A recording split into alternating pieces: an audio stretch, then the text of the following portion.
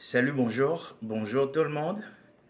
Content de vous retrouver une fois de plus pour notre 15e vidéo dans la série d'ateliers Apprentis riches affront.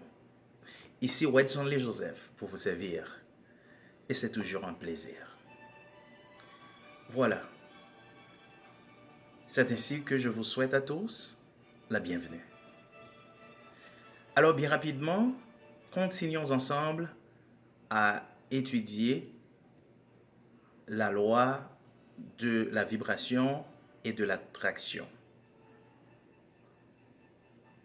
qui font partie de nos lois naturelles et universelles que nous étudions dans cette série. Donc, dans notre vidéo précédente, nous te pris le temps et le soin pour nous introduire, n'est-ce pas vrai, ce principe, cette loi de la vibration et de l'attraction. Et comme je l'avais dit que c'est pas une loi que nous sommes capables de couvrir dans une seule vidéo. Donc, il va falloir que nous fassions plusieurs vidéos pour nous plus ou moins expliquer le roi ça parce que c'est le roi que créateur ben nous qui fait de nous réellement des créateurs aussi. Et encore, bienvenue dans le champ quantique, là où toutes les possibilités existent. Voilà. Dans les années 60, il y avait un homme du nom Earl Nightingale. Earl a présenté ses travaux de recherche parce qu'il travaillait dans le domaine de la transformation personnelle. Donc, il a fait des travaux de recherche et il a présenté ses résultats en format audio. Donc, dans le travail ça, Earl Nightingale dit comme ça. Partout. Alors, résultat, le formulé dans la phrase ça, c'est titre même que les bail disque, parce que c'était sur disque dans les années 60, quand il y a CD tout bas, c'était sur disque, vinyle. Donc, libal le titre de Le secret le plus étrange. Earl Nightingale dit que partout sur la planète Terre, sur la surface Terre, il y a un secret très étrange. Et le secret se résumait ainsi. Vous devenez ce à quoi vous pensez le plus souvent. Vous devenez ce à quoi vous pensez le plus souvent. Mais en fait, bien avant Earl Nightingale, il y avait aussi un autre homme du nom de Napoléon Hill. Napoléon Hill, peut-être que vous connaissez aussi l'histoire mieux que moi, était un journaliste qui pensait que le champ d'activité, c'était surtout un journaliste dans l'économie ou finance, quelque part.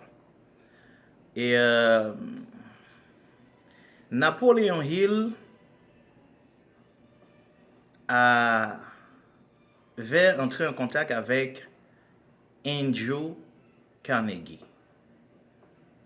Okay? Dans ce temps-là, Andrew Carnegie était l'homme le plus riche du monde et il bâtit un pays dans l'acier. Okay? Maintenant, Andrew Carnegie introduit Napoléon Hill auprès de son clan, de sa gang. Parce que, en tant que l'homme le plus riche du monde, il était senti la nécessité que pour lui partager information ça yo avec la masse. Un bagage que ses pères pas de fin trop remet. Plus précisément, il dit donc que Henry Ford pas trop remet idée ça. Alors Andrew Carnegie introduit Napoléon Hill. Elle dit que là, mettez en contact avec les 50 hommes les plus puissants des États-Unis, les plus riches, les plus prospères, les plus influents, pour les étudier, vio, observer, donc songez, notez pas les deux observations, comme un apprenti auprès d'eux, l'a observé, et pour les ouais qui ça que yo tout gain en commun, qui garantit succès yo et richesse yo. Et ça a pris à Napoléon Hill 20 ans, 20 années pour les observer, pour les étudier ces hommes, parmi lesquels nous avons Firestone, nous avons Henry Ford, nous avons Thomas Alva Edison. Et alors, en conclusion, alors, il faut me dire bien que Earl Nightingale, c'est un disciple de Napoléon Hill. Alors, lui-même, il fait conclusion par là ainsi, après ses travaux de recherche pendant 20 ans, lorsqu'il finit observer, il finit étudier ces 50 personnes les plus puissantes des États-Unis, aussi qui faisaient partie de la Brotherhood, qui sont une société secrète très puissante aux États-Unis. Donc, conclusion par là, les formules incertaines. Alors, travaux de recherche Léo étaient publiés sur le titre de La loi du succès en 16 leçons. C'est le premier livre qu'il a écrit. Et la petite histoire dit nous que, j'en te dis là, ses compatriotes, pas de fin trop aimé idéa. Donc, ils ont fait l'entrée aux recherches, travaux de recherche ça. Et après, ils ont fait publier, réfléchissez et devenez riche. En même temps encore, lorsque ils lisent, il y a trop de secrets qui dévoilés. Ils disent qu'ils ont fait entrer, ils ont dit l'huile. D'accord? Mais premier travail de recherche, c'était la loi du succès en 16 leçons. Donc là-dedans, et si vous lisez le livre de Réfléchissez et devenez riche, on voit que Napoléon Hill pas jamais mentionné non secret par là, directement. Ok? Il toujours dit à chaque lecteur, si vraiment ou sérieux, si vraiment ou étudier le livre là, presque dans chaque chapitre, secret révélé. Alors, en un mot qui s'alté, pour mon qui pas de connaître, qui est le livre là déjà. En conclusion, le livre là, qui ça voulait apprendre nous, qui ça le dit nous, et qui ça, lorsque il étudiait ces autres personnes, qui ça lui déduire, c'est que tout ce que le mental de l'homme peut concevoir et parvenir à croire, il peut le réaliser. Je reprends. Tout ce que le mental de l'homme peut concevoir et parvenir à croire, il peut le réaliser. Voilà. Mais maintenant,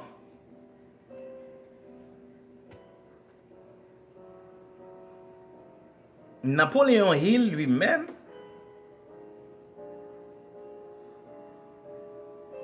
lisait, étudiait aussi les Saintes Écritures.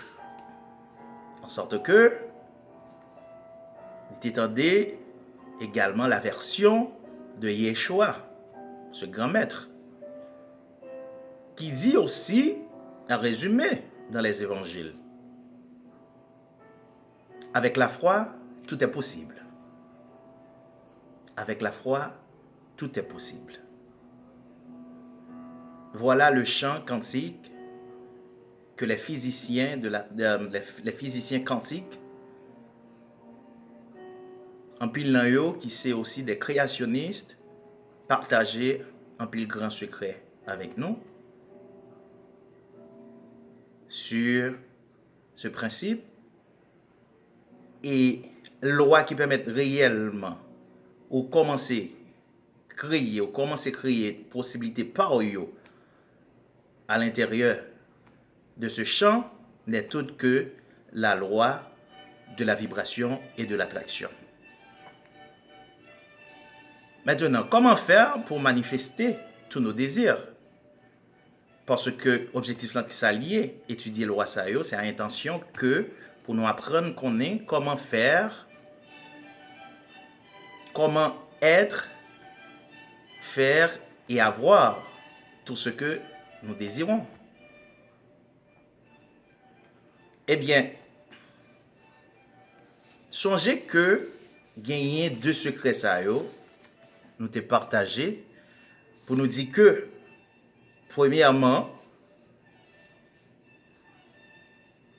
votre cerveau, c'est la loi de la vibration, premièrement, votre cerveau est le plus puissant et performant des transmetteurs de vibration.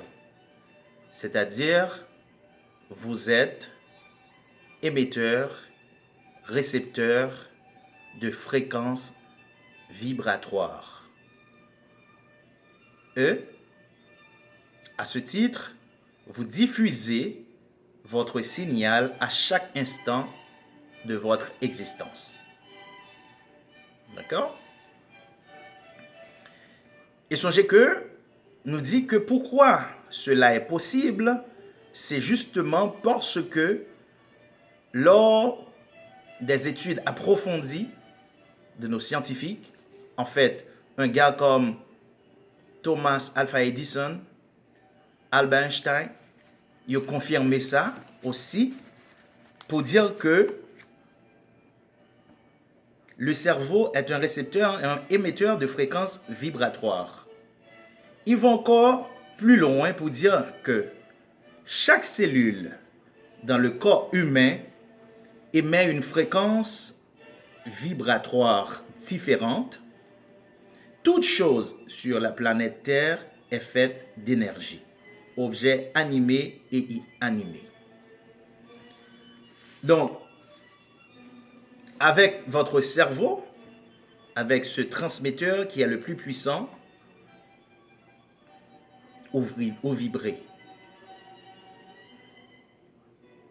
Ou vibrer. Parce que vous étudiez, vous décortiquez à votre plus petite particule infime, il n'y aurait que ou son atome. Et à l'intérieur des atomes, non?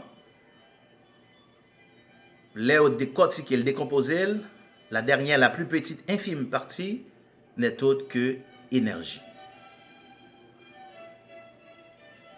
Donc, en tant que tel, maintenant, la loi de l'attraction lui-même dit que chaque pensée dégage une vibration et émet un signal, lequel attire à lui un signal correspondant. Nous appelons ce processus la loi de l'attraction. En vertu de cette loi, ce qui se ressemble s'assemble. Vous pourriez donc considérer cette puissante loi d'attraction comme une sorte de système de gestion universel, faisant en sorte que toutes les pensées de nature similaire s'alignent ensemble. Par conséquent, lorsque vous vivez une chose qui vous amène à émettre les vibrations d'un quelconque désir, vous devez ensuite trouver le moyen de vous maintenir constamment en harmonie vibratoire avec ce désir afin de pouvoir en récolter les résultats. Donc, la loi de la vibration et de l'attraction, mais qui ça veut dire? Maintenant, qui sont besoin de manifester? Aujourd'hui, je connais que tout le monde, tant que moi-même, première vibration n'est autre que nous voulons manifester du succès et de la réussite. Maintenant, si je me pose des questions à chaque monde, qui ça succès, qui ça réussite pour vous, chaque monde a gagné réponse par eux. Cependant, Earl Nightingale formait en définition du succès et de la réussite que me trouvais qui est vraiment sensé, qui a du bon sens, et l'aime étudier réellement, moi, l'y aller dans la même lignée que la façon moi-même je pensais à ça. Alors, il dit tout simplement que le succès, la réussite, est la réalisation progressive d'un rêve qui en vaut la peine.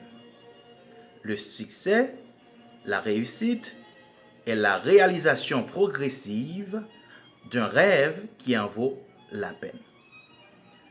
Donc, n'a prêté là pour aujourd'hui. Premier bagage, fait cœur content parce que si, premièrement, on rêve et deuxièmement, on commence à faire progrès pour réalisation de ça, déjà, féliciter tête ou fait succès ou réussir.